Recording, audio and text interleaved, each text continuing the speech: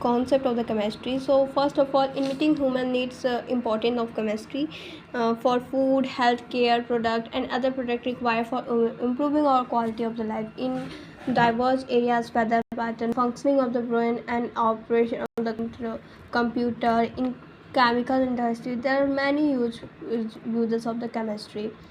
States of matter: solid, which say that particles are held very close to each other in arbitrary fashion with no freedom of the movement. Liquid, particles are close and move around.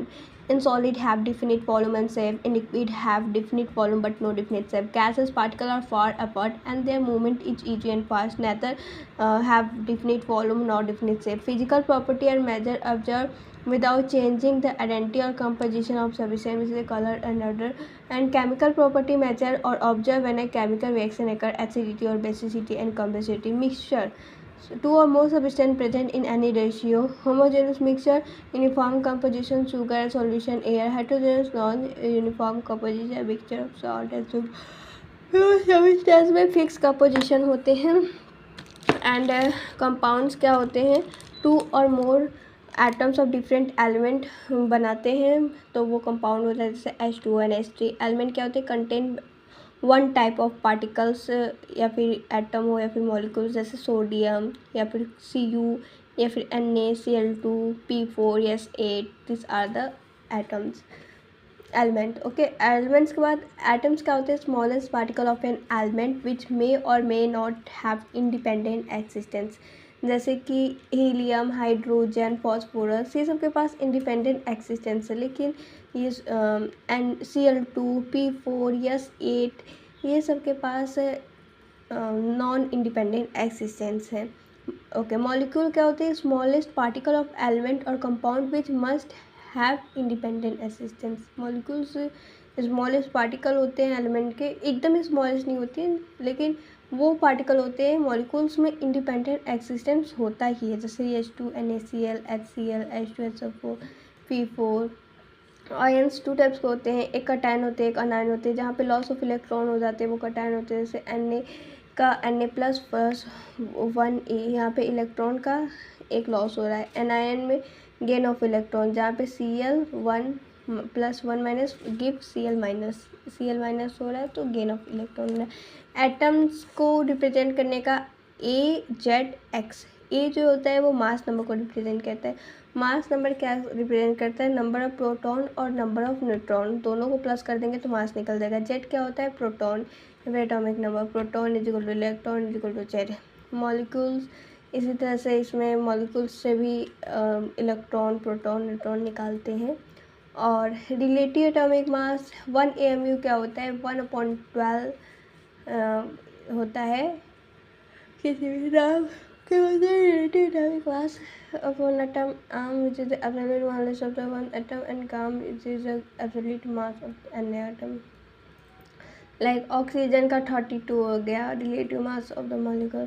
ग्राम में simple 32 unit लिखेंगे. AMM में absolute में AMU लिखेंगे. GMU में 32G लिख देंगे. बाकी सब सेम रहेगा. You can see here. After that we come on the slide which is the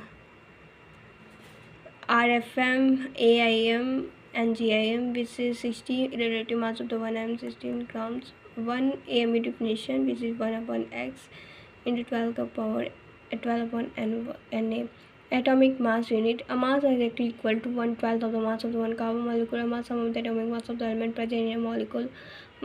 It is the amount of substance that contain as many particles in it or the atom in exactly 12 gram or 0.012 gram of the 12 isotope. Molecular mass क्या होते हैं? Mass of the one molecule of the substance terms. Moles के लिए given mass upon molar mass. Moles के लिए given number of the particle upon Avogadro's number. और moles के लिए हम given volume upon volume of at STP which is the V0 upon 22.4 L. Mass percent निकालने के लिए mass of solid upon mass of solution into 100. Molarity के लिए number of moles of solid upon volumes of solution litre. Molarity के लिए number of the moles of solid and फिर उसके बाद moles of solid solvent in KG में. Molarity किस में होगा? केजी में होगा. मोलारिटी किस में होगा? लीटर में होगा. मोल फ्रैक्शन के लिए Na/Na+B. मोल फ्रैक्शन भी NB, Na+NB. Next after that concentration terms है, यहाँ पे क्या है, परसेंटेज ऑफ बाय स्ट्रेंथ, तो mass by volume, percentage strength of the solid, mass of solid into 100 upon volume solution, percentage by mass of solution m is equal to percentage of mass into d into 10 upon mb, m is equal to xb upon xa into 1000 ma। ऐसे भी निकाल सकते हैं molarity, और molarity में एक common relationship है, unit of the मोल पर लीटर और मोलर, एंड छोटे केजी वाले के लिए मोल पर केजी और molar.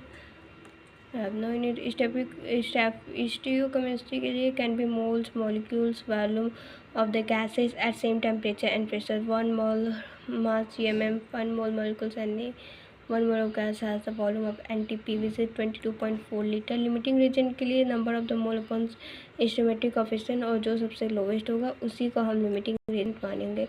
How to determine empirical formula, ये बहुत सिंपल है।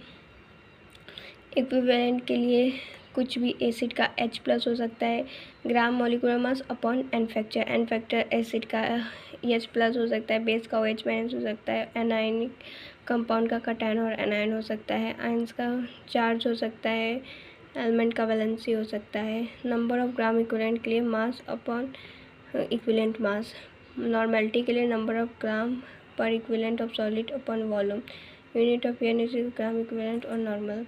लॉ ऑफ इक्विवेलेंस के लिए A+B gives C, molarity of mixture nature same do not react with each other, total gram equivalent is equal to gram equivalent, N is equal to gram equivalent total upon volume total, normality is equal to M into NF, molarity of the mixture sufficient reaction। अब आता है law, गै-लुसाक law क्या कहते हैं, when gases combine all producing chemical reaction to do so in simple ratio by volume provided all gases at the same temperature and pressure. Avogadro's law, equal volume of the gas at same temperature and pressure should contain equal number of the molecule। Delta-Neonomics theory क्या कहता है, matter consists of the individual atom, all the atom of the given element have identical property including identical mass, compound form when atom of the different element combine in a fixed ratio, atom neither be created nor destroyed in a chemical reaction।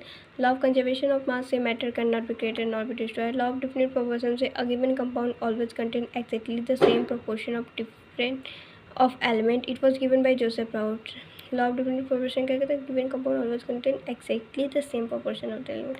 Law of multiple proportion says that if two elements can combine to form more than one compound, the masses of the one element combine in a fixed ratio of the other element, they are in the same ratio of the small volume number, it was given by Dalton।